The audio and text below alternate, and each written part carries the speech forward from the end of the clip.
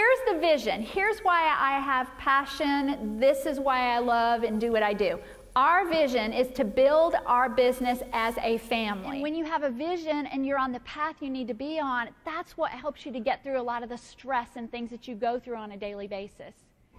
The most personal example that I know is my husband, whose life changed dramatically 7 years ago. He knows a lot about how to respond to changes in life, and we're fortunate to have him with us tonight. So please help me welcome my husband, Tim West.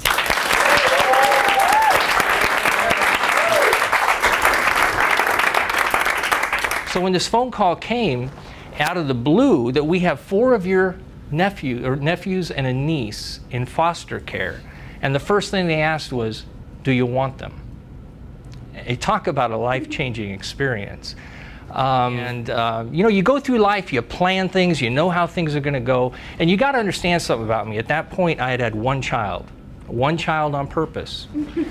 Made sure there was only going to be one child, if you get my drift.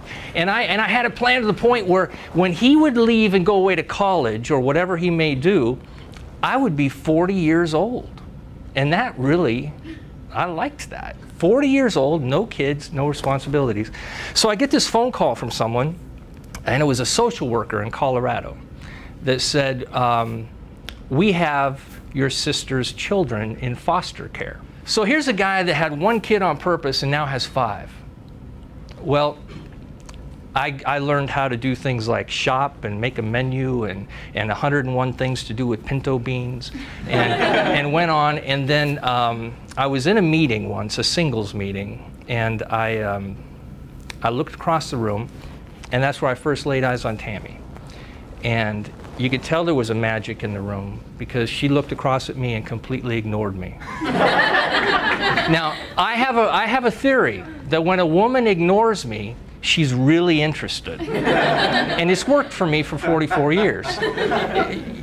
So what I did is what the book says, I just played hard to get. So she was ignoring me, and I was playing hard to get. And what I did is I just observed. I just watched. I just observed. The police called it stalking, but I call it observing. I was just watching to see what this woman was like. Finally, we met and we talked, and I found out that she had 3 children. Now, does God not have a sense of humor? We go on, we date, we get married, and now here I am, 8 kids.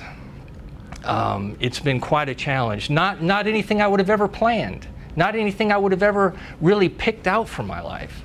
But I can tell you, the interesting thing about it is that people have told me over the years, it's so wonderful what you've done for those kids. And you know, I'm sure it has been good for them. But what they have done for me is so much more than anything I could have done for them. I may have provided a stable home and school and decent food, pinto beans and bacon, but they provided me growth and character and stretched me beyond my limits that I could ever achieve.